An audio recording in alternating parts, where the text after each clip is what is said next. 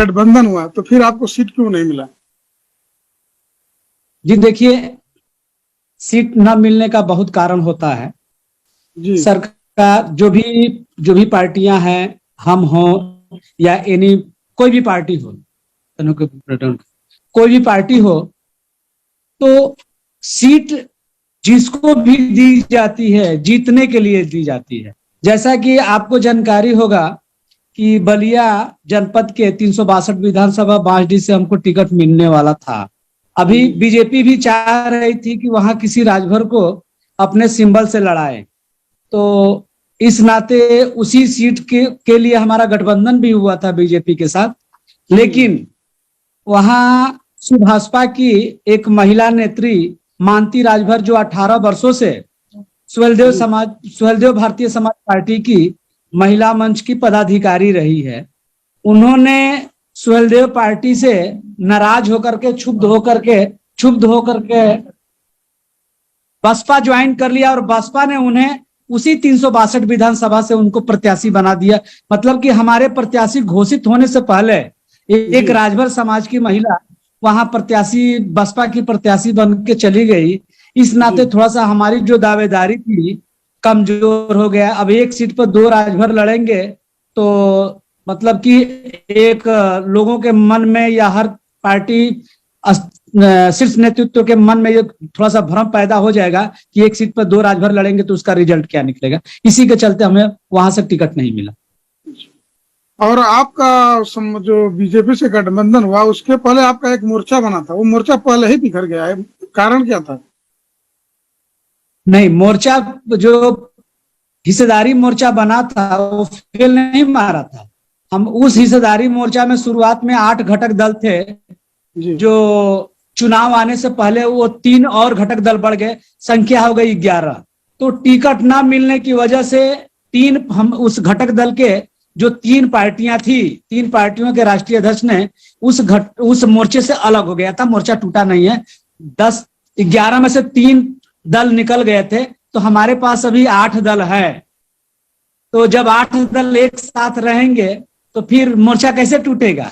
3 या 4 पार्टियों के हटने से तो मोर्चा टूटेगा नहीं, टूटा नहीं है मोर्चा और बरकरार। लेकिन जो मोर्चे के जो पहले संयोजक थे बाबूलाल बिंद साहब जो थे, रामकेवट बिंद जी, उन्होंने बहुत उल्टी सीधी बातें की और बहुत मतलब गंभीर आरोप लगाए कि उसमें तवज्जो नहीं है, सम्मान नहीं मिल रहा है, तरह तरह की बात। उसमें कितनी सच्चाई है? देखिए, जिनको कुछ नाराजगी होगा, मैं उनके बारे में ज्यादा कुछ नहीं कहूंगा। इतना जरूर कहूंगा कि राजनीति एक क्रिकेट की टेस्ट मैच की तरह से है। राजनीति एक लंबी पारी है। राजनीति को T20 मैच की तरह से खेलेंगे तो खतरा मोल लेना पड़ेगा। तो ये समझ जाइए कि ये थोड़ा सा इसमें इंतजार करना चाहिए। राजनीति में इतनी जल्दीबाजी नहीं करनी चाहिए। वैसे उनकी अपनी मर्जी, उस पर हम कुछ नहीं कहना चाहेंगे। लेकिन ये आपको बता देता हूं कि 11 में से 8 अभी हिस्सेदारी मोर्चा के साथ दल है। अच्छा, अभी जो ओपी राजभर के जी के ऊपर जो हमला हुआ था, उनके कहने के हिसाब से आप उस पर बहुत गंभीर सवाल उठाए थे। आप यहाँ तक कि वीडियो का भी मांग किए कि वीडियो है कहाँ, तो आप उस पर कहना क्या चाहते हैं? हम नहीं समझ पा रहे हैं। देखिए, ओम प्रकाश जी बड़े नेता है, और बड़े नेता के साथ साथ मैं अपनी बात में नहीं कह रहा हूं, मैं उनकी बात को दोहरा रहा हूं। बड़े नेता के साथ साथ उनका कई बार बयान भी, आपके चैनल से भी बयान आया है कि उत्तर प्रदेश के सबसे बड़े गुंडा हम हैं। अब मुख्तार अंसारी का भी नाम लिया, अतीक अहमद का भी नाम लिया, तमाम जो भी मतलब कि जिनको गुंडा मानते थे उनका नाम लेकर कहे थे कि उनसे बड़ा गुंडा हम हैं। तो ये बताइए, उतने बड़े जो गुंडा है, उतने बड़े जो नेता है, उन्हें आम 10-12 के संख्या में लोग कैसे वो कर सकते हैं? कैसे उन पर हमला कर सकते हैं? दूसरी चीज की, उनके साथ पूरा एक समूह चलता है, उनकी पूरा सिस्टम उनके साथ चलती है, जबकि उस सिस्टम के सभी लोगों के पास ये एंड्रॉइड मोबाइल, जब नाश्ता करते हैं, मुर्गा की टांग खाते हैं, बाथरूम में जाते हैं, तो उनका वीडियो बन जाता है।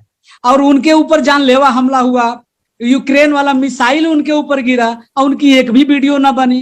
तो इसका मतलब यही हुआ कि कोई उस तरह की घटना नहीं हुई है। यदि घटना हुई होती, वीडियो बना है वहां का तमाम वीडियो है, लेकिन जिस तरह से वो हमला वाला वीडियो बना रहे हैं कि यूक्रेन ने मिसाइल छोड़ा, रूस ने मिसाइल छोड़ा, वो मिसाइल उनके बगल में गिर गया, तो ऐसा कुछ हम वीडियो न आने से हमें तो पहले ही एहसास है कि ऐसा कुछ भी नहीं हुआ है। लेकिन यह इसमें जरा भी सच्चाई नहीं है, जरा भी सत्यता नहीं है। सत्यता होती तो उस भीड़ की वीडियो आ सकती है। सब कुछ वीडियो वायरल हुआ है, उनके जाने के, आने के, बीच में बैठने की, लेकिन हमला वाली वीडियो नहीं हुआ है। इसका मतलब कि हमला नहीं हुआ है। दूसरी चीज की, वो उनका एक, आप जानते हैं कि एक हम लोग कहानी पढ़े थे कक्षा 5 या 6 में, 4 में भी वो कहानी है, गणेरिया वाली कहानी, शायद आप भी पढ़े होंगे कि गणेरिया पहाड़ी क्षेत्रों में अपने भेड़ बकरियों को लेके जाता था, सोचता था कि गांव वाले देखे कि बुलाते हैं तो आएंगे कि नहीं आएंगे, तो एक झूठ मूठ के कहा कि भैया शेर आ गया, शेर आ गया, शेर आ गया। गांव के सभी लोगों ने लाठी डंडा भाला लेकर के उसके आगे पूछे कि कहाँ शेर है, तो कहे कि हम तो यह अंदाजा लगा रहे थे कि आप लोग हमारे पीछे आ रहे हैं कि नहीं आ रहे हैं। तो एक बार उसी तरह से कहे, फिर दूसरी बार उसने गणेरिया ने इसी तरह से आवाज उठाया, तीसरी बार सचमुच का शेर उसके सामने आ गया और चिल्लाता रह गया और शेर खा के चला गया बकरियों को, भेड़ को, और उसको भी खा के तो यही हाल है उनकी। बार बार जब भी उनकी लोकप्रियता कम होती है तो यही वीडियो से, कभी कहेंगे कि मोबाइल से हमको ये धमका रहे थे, कभी वो धमका रहे थे, जान से मारने की तो यह चीज बहुत बड़ी चीज नहीं है। जब इस तरह की चर्चा वो करेंगे तो समझ जाइए कि उनके दिमाग में कहीं ना कहीं ये चल रही है कि हमारी लोकप्रियता कम हो रही है। इस नाते इस तरह की झूठ मूठ का वो बयानबाजी और ये तमाम इस तरह का करते रहते हैं। मैंने उनका एक बार बार बार इस समय सुन रहा हूं कि वो घटना झूठ हुई तो हम विधानसभा से सदस्यता वो रिजाइन दे देंगे, त्याग पत्र देंगे। अच्छा ये बताइए, आपने मंत्री से इस्तीफा दे दिया है, समाज का क्या बिगड़ा, आपका क्या बिगड़ा? तो जब मंत्री से इस्तीफा दे करके अब कुछ नहीं आप बिगाड़ सकते हैं तो विधायक बन करके कौन सा तोप मार लेंगे? आपके इस्तीफा देने न देने से समाज के ऊपर क्या प्रभाव पड़ता है? अभी विधानसभा का सत्र चल रहा है, मैंने पहले दिन उनकी वक्तव्य को सुना। सभी विधायक अपने अपने क्षेत्र की समस्याओं को गिना रहे थे और ये महाशय कि यूक्रेन ने हमारे ऊपर मिसाइल छोड़ दिया, सरकार ने उस पर कुछ नहीं किया, ये तमाम इस तरह की, ये सब देखिए, इस पर हम अपना समय नुकसान नहीं करना चाहते हैं। ये कुछ नहीं है, उनकी धरातल खसक रही है। जिस तरह से एक दीपक में जब तेल खत्म हो जाता है तो बुझने के समय भकभकाती रहती है, उसी तरह से ओम प्रकाश जी इस समय भकभका रहे हैं, उनकी दीपक बुझ रही है। बाबूलाल जैसे हर गांव में नौजवान पैदा हो गए हैं, हर गांव में लोग इंटरेस्टेड ले रहे हैं। पहले उस समय राज्य में हमारा नौजवान वर्ग इंटरेस्ट नहीं लेता था, अनपढ़ गंवार इधर के उधर के लोग आकर के समाज के नाम पर वोट लेके चले जाते थे, काम नहीं करते थे। अब समाज में नौजवान जग गए हैं, समाज का काम करेंगे, समाज के सुख दुख में रहेंगे तो समाज आपको नेता मानेगा। नहीं रहेंगे, समाज जैसे आपको सर पर बैठाया है उसी तरह से उठा के फेंक देगा। आप धोबी के कुत्ते की तरह से अपना घर के रहेंगे न घाट के रहेंगे। अगला सवाल है कि अब आरक्षण का मुद्दा उठाने जा रहे हैं आप जी, लेकिन तो आपकी ही सरकार है, केंद्र से लेकर और राज्य में एक तरह से देखा जाए तो, क्योंकि आप सपोर्ट किए हैं। देखिए, लोकतांत्रिक प्रक्रिया से आप चलेंगे तो सरकार आपकी हो या किसी की हो, ये कोई माने नहीं रखता है। आज सरकार में है, सरकार में हम हैं, हम एक जनता भी है और एक नेता भी हैं और इस भाजपा सरकार के एक हिस्सा भी है। लेकिन सरकार ये नहीं करे, सरकार के सामने आवाज उठाना और विरोध करना, दोनों में काफी अंतर है। क्या घर में किसी सदस्य को भूख लगेगा तो क्या उसको अधिकार नहीं है कि भोजन मांग सकता है? वो विरोध नहीं करेगा, हम विरोध नहीं करेंगे। हम सरकार को जो लोकतांत्रिक प्रक्रिया उस सिस्टम के तहत हम सरकार को अवगत कराएंगे कि ये राजभर समाज के लिए एससी एसटी का आरक्षण अति महत्वपूर्ण है, इसे आप लागू करें, हमारा समाज इसे चाह रहा है। लेकिन आज तक नेताओं की जुगलबंदी से, डर से, भय से आज तक इस तने बड़े मुद्दे को किसी नेता ने नहीं उठाया। जबकि एससी एसटी का आरक्षण, स्पेशली एसटी का आरक्षण राजभर का एक संवैधानिक अधिकार है। आप एसटी के बारे में और एससी के बारे में गूगल पे सर्च करेंगे तो पता चल जाएगा कि क्या हम राजभर समाज तो पिछड़ी जाति में उनकी कोई पात्रता नहीं है। ये तो पूर्ववर्ती सरकार ने इनको खुश करने के लिए, इनका वोट बैंक लेने के लिए और हमारे राजनीतिक नेताओं के, हमारे समाज के नेताओं के मूर्खता के कारण हमें जो हक अधिकार आरक्षण के तहत मिलना चाहिए वो नहीं मिला है। हमारा हक अधिकार, हमारा हक कहता है कि हम आदिवासी प्रवृत्ति की है, हमें एसटी का आरक्षण चाहिए तो चाहिए। इस एसटी के आरक्षण को लेकर के हम समाज के प्रति प्रतिबद्ध हैं और जन सरकार से भी हम अपने लोगों के, अपने समाज की आवाज को बुलंद आवाज के रूप में बागी बलिया की धरती से इस आंदोलन का शुभारंभ करने जा रहे हैं। और यही आंदोलन धीरे धीरे पूर्वांचल के सभी जनपदों में यह अनवरत चलता रहेगा, तब तक चलेगा जब तक कि समाज को पात्रता के अनुसार, हक अधिकार के अनुसार आरक्षण मिल नहीं जाता है। बीजेपी सरकार में राजभर समाज से ही नेता हैं और 2 बार कैबिनेट मंत्री हुए अनिल राजभर, तो क्या यह मुद्दा नहीं उठाते हैं सदन में कि राजभर समाज को एसटी का आरक्षण मिलना चाहिए? देखिए, उठाना चाहिए। 14 तारीख को मीटिंग थी, उन्होंने इशारा में कहा है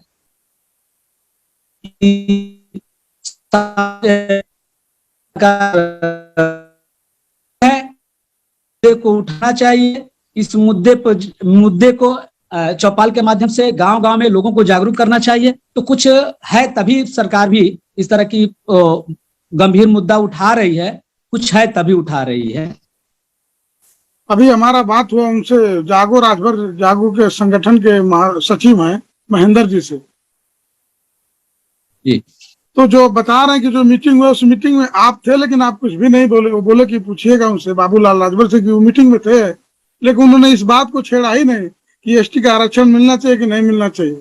वो तो बहुत कुछ बातें बोले कहे, मैं उनका वीडियो अपलोड करूंगा, आप देख लीजिएगा। देखिए, एक तो दूसरी चीज की उस मीटिंग में जितनी कैपेसिटी थी, जितनी कैपेसिटी से 2 गुना 3 गुना लोग आए थे। और एक हम अपने आचरण और संस्कार के प्रति हम किसी बैठे हुए लोग को कुर्सी से उठा नहीं सकते हैं। हम गए तो हम पीछे खड़े रहे, पीछे तब तक एक भाई देखे तो पीछे दर्शक दीर्घा में बैठा लिए। मैंने बात सुनी।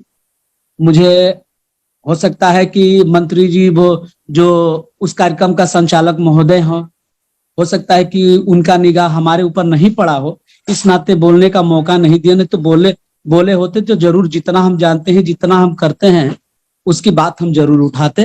तो चलिए, कोई बात नहीं है कि उस मंच से बोला जाए या ना बोला जाए। उससे बड़ा मंच हमारा सोशल मीडिया है, आप हैं। उससे बड़े मंच पर हमारा कार्यक्रम चल रहा है। लोग हमारी मन की बात को जानते हैं, हम क्या करते हैं, क्या नहीं करते हैं। सब कुछ एक खुले किताब की तरह से फेसबुक सोशल साइट पे चलता रहता है, लोग जानते हैं। वहाँ छोटे से 400-500 लोगों को जनाना न जनाना ये कोई बड़ी बात नहीं है। तो आप पर्सनल नहीं मिलकर कह सकते हैं अनिल राजभर जी को कि इस बात को ज्यादा से ज्यादा मुद्दा पे उठाइए, क्योंकि अगला लोकसभा चुनाव सामने है 2024। तो राजभर समाज कैसे विश्वास करेगा इस बार बीजेपी पर, क्योंकि तीसरी बार वोट देने जा रहा है लगभग, देखा जाए तो। देखिए, हम किसी से नहीं कहेंगे, हम सबसे कहेंगे, एक ही स्वर से हम सबसे कहेंगे कि हम अपनी भी बात बता रहा हूं कि यदि कोई भी पार्टी, कोई भी नेता यदि इस आरक्षण के मुद्दे को अपने मुख्य पटल पर रखता है तो हम, कोई भी पार्टी हो, हम उसका मंच साझा करने के लिए तैयार है। और दूसरी चीज की, यदि हम यह कार्यक्रम करने जा रहे हैं, हम इस आंदोलन को आगे बढ़ा रहे हैं, यह हमारी व्यक्तिगत आंदोलन नहीं है, ये पूरे समाज का आंदोलन है। यदि आप समाज के हिस्सा है तो पार्टी पवे और संगठन को घर पे रख करके इस आंदोलन को सफल बनाने के लिए इस आंदोलन में आइए। हम सबका स्वागत करेंगे, सबका अभिनंदन करेंगे, सबका वंदन करेंगे। तो किसी से हम सबसे कहेंगे, अनिल राजभर जी हो या तमाम हम हमारे समाज के नेता हो या हमारे तमाम समाज के संगठन के लोग हो, सबको को हम निमंत्रण नहीं देंगे, हम इसको नहीं देंगे। आप स्पेशल हैं, आइए। ये स्पेशल नहीं है, समाज है, जिस भाषा में हम समाज से बोलेंगे उसी भाषा में हम सबसे निवेदन करेंगे, सबको सादर आमंत्रित करेंगे कि आइए आप इस आंदोलन की शुरुआत जितनी दमदार होगी उसका रिजल्ट भी उतना ही दमदार होगा। तो अभी हमने इस आंदोलन का डेट निर्धारित नहीं किया है, क्योंकि लगन का कार्यक्रम चल रहा है, शादी ब्याह में लोग इधर से उधर अपने व्यस्त हैं। तो थोड़ा सा 2-4-5 दिन में जैसे ये थोड़ा सा शादी विवाह से लोग थोड़ा सा छुटकारा पा जाते हैं, तो देख करके एक अच्छा सा दिन देख करके और एक अच्छा सा मुहूर्त देख करके, यह राजभर समाज के लिए बहुत बड़ा मुद्दा है, तब हम इसका डेट तिथि निर्धारित करेंगे। और आपसे मैं निवेदन करूंगा कि थोड़ा सा ये जितना इस आरक्षण वाला जो आंदोलन का जो बैनर पोस्टर या जो भी ये कार्यक्रम हो, उसको हम आपसे निवेदन करेंगे कि उसको थोड़ा सा आप अपने चैनल के माध्यम से थोड़ा सा इसका प्रसार प्रसार करते रहे, कि ताकि जन जन तक यह आंदोलन लोगों के दिमाग में जाए, लोगों को जानकारी मिले।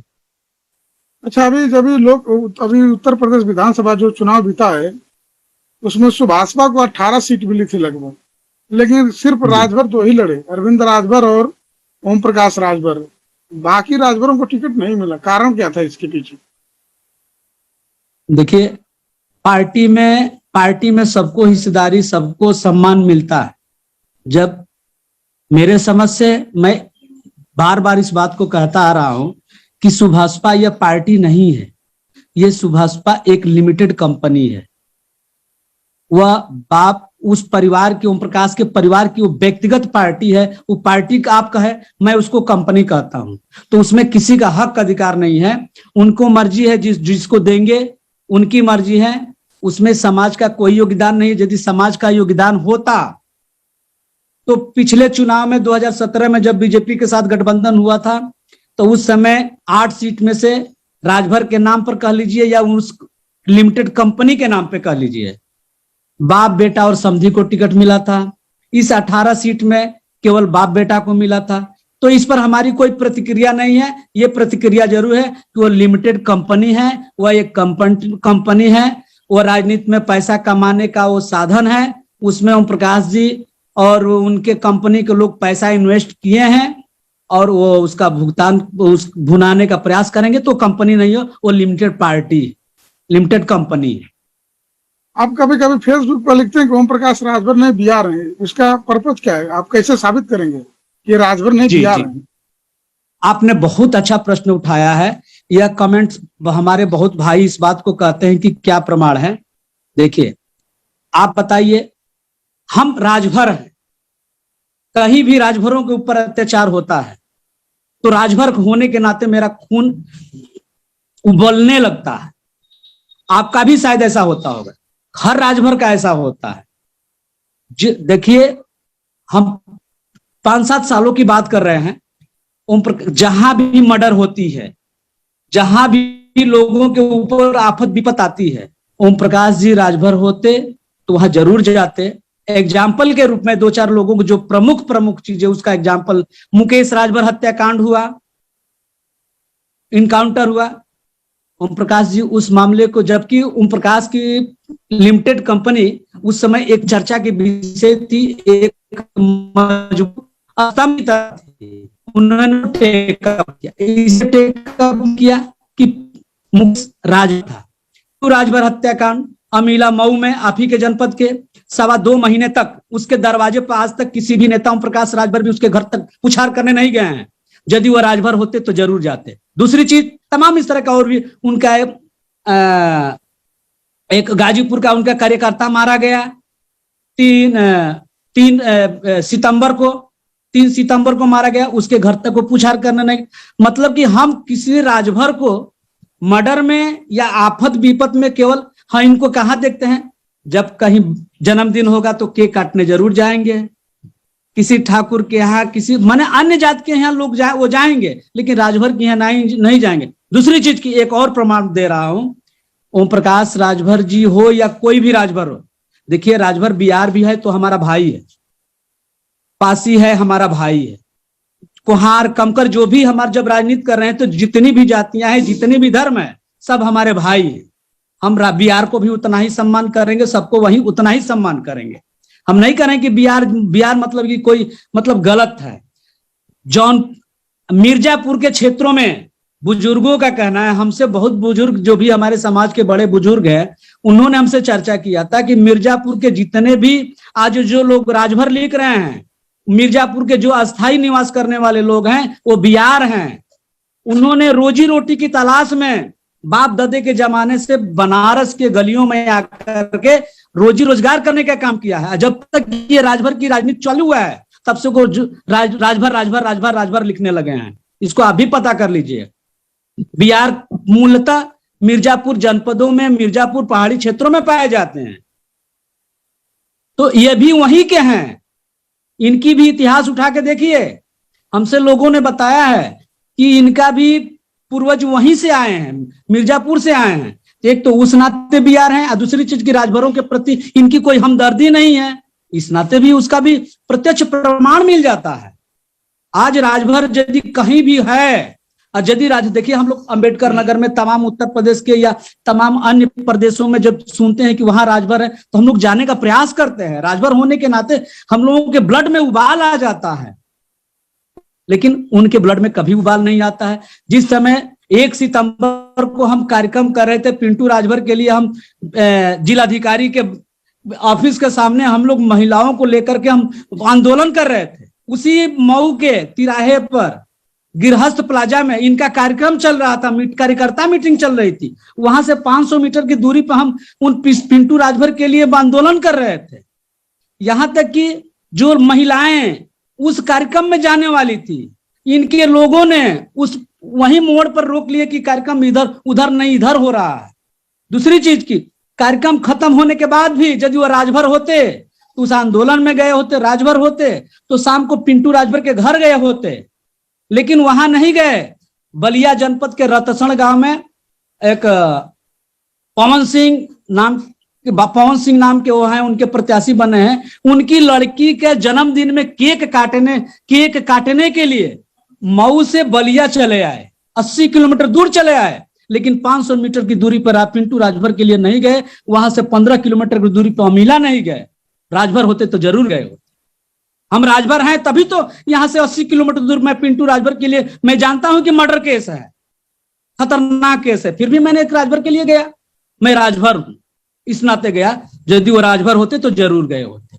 यह सारा प्रमाण कह रहा है कि वो राजभर नहीं है। आज नहीं, मैं कभी भी कहीं भी कह सकता हूं कि वो राजभर नहीं है। राजभर होते तो राजभरों से उनका प्रेम होते।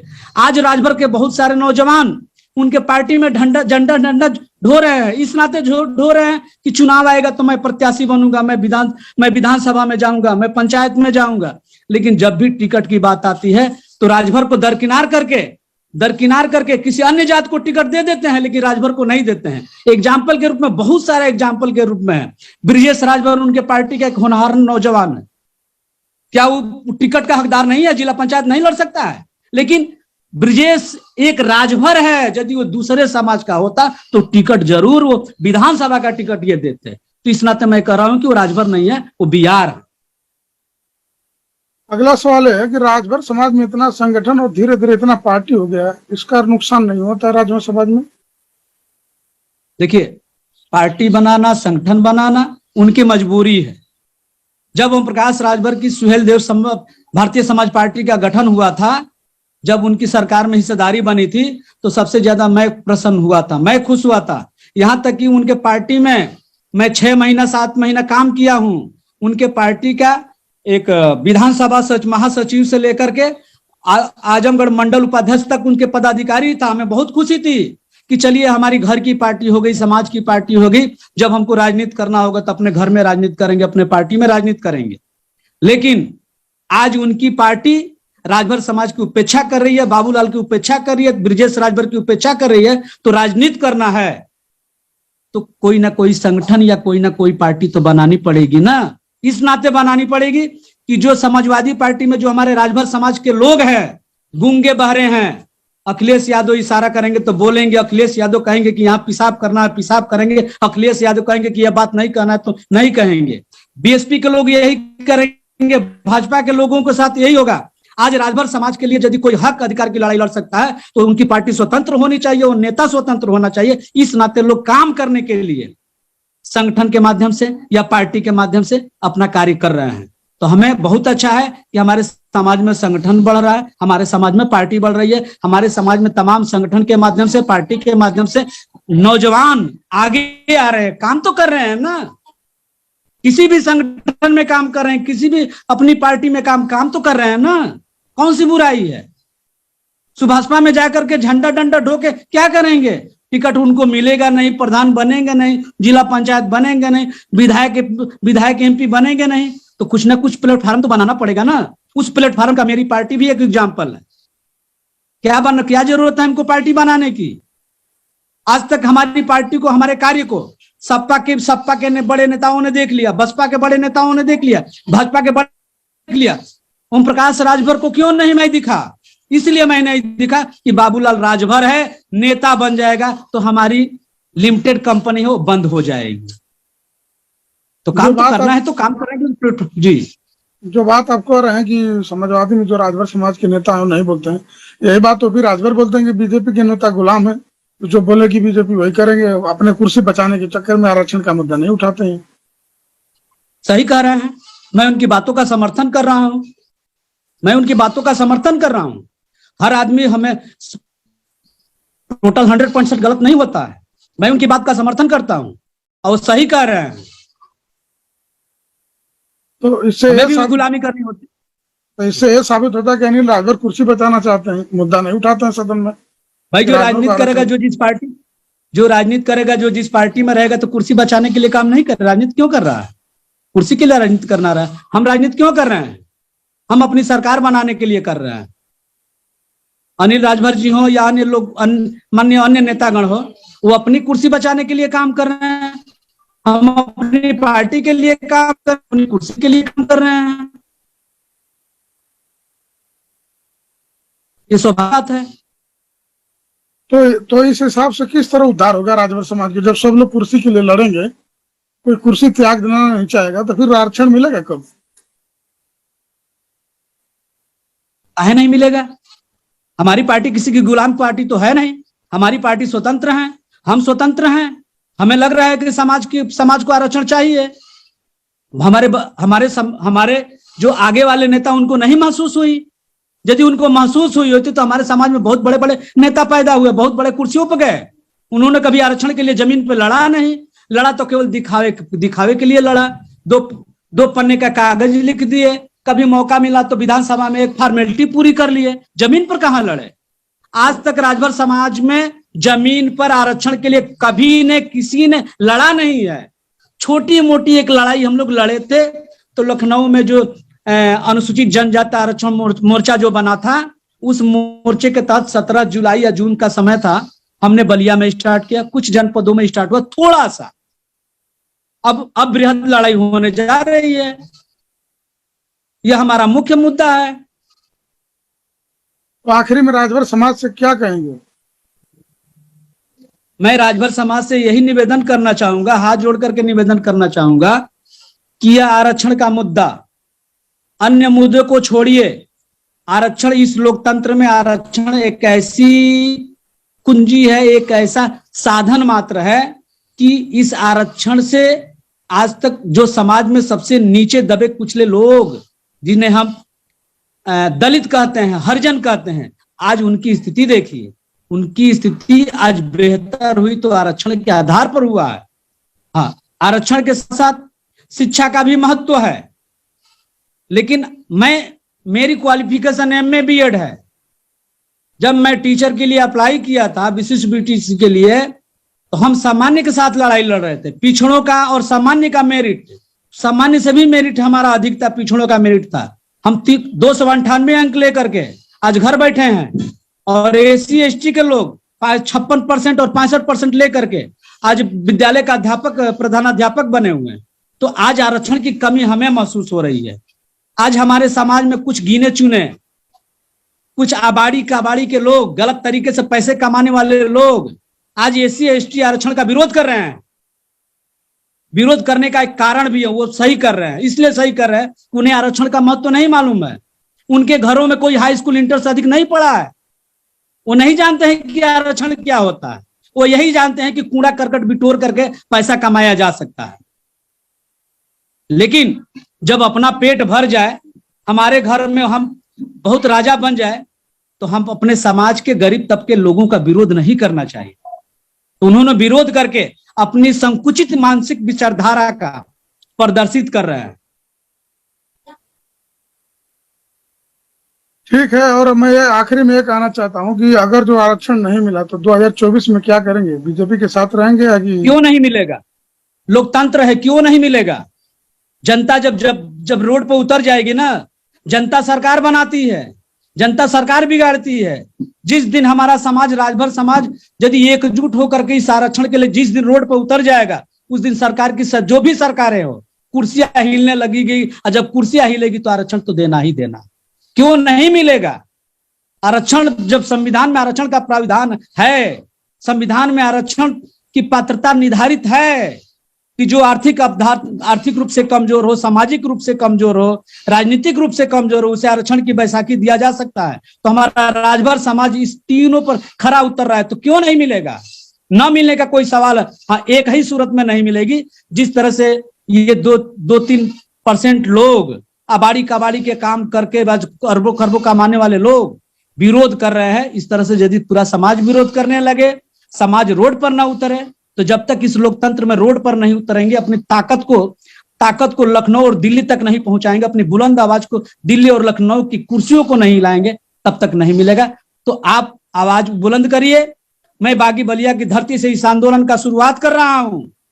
हर जनपद के लोग आपके चैनल के माध्यम से सभी लोग सुन रहे हैं। सभी लोगों से मैं निवेदन कि बागी बलिया के धरती से यह आंदोलन शुरुआत होगा, और यह आंदोलन शुरू होकर के पूर्वांचल के, विशेष रूप से पूर्वांचल के सभी जनपदों में यह आंदोलन चलेगा। आप अपने जनपद में तैयार रहिए। समय मिले तो बलिया में भी आइए, नहीं मिले तो आप अपने जनपद में तैयार रहिए। बलिया के बाद फिर आपके जनपद में यह आंदोलन शुरुआत होने जाएगा। राज तक न्यूज चैनल को आप समय दिए, इसके लिए आपका बहुत बहुत धन्यवाद। आपको भी बहुत बहुत धन्यवाद, जो हमारी बात तक औरों तक पहुंचाने के लिए आपने इतना बड़ा सहयोग किया। आपको कोटि कोटि धन्यवाद, और आशा करूंगा कि आप भी अपनी इसी तरह से सेवा देते रहिए। और इस आंदोलन को धार बनाने में, इसलिए कि आप चैनल से भी हैं और एक आप राजभर समाज से हैं, इस नाते राजभर समाज से हैं। और यह राजभर समाज का आरक्षण का मुद्दा बहुत गंभीर मुद्दा है, बड़ा मुद्दा है। इसमें भी आप तन मन धन से आप सहयोग करें, आपके जो भी लोग हैं। हाँ, दूसरी चीज की आपसे विशेष रूप से ये कहूंगा कि आंदोलन की शुरुआत जबरदस्त किया जाए, बलिया से स्टार्ट हो, तो बलिया में आप जरूर आइए। आंदोलन को तेज धार दिया जाए, इसके बाद मऊ, गाजीपुर, देवरिया वगैरह वगैरह चला जाए। बहुत बहुत धन्यवाद। और जो भी दर्शक हमें देख रहे हैं, सुन रहे हैं, उनको भी बहुत बहुत आभार, बहुत बहुत धन्यवाद जी। नमस्कार।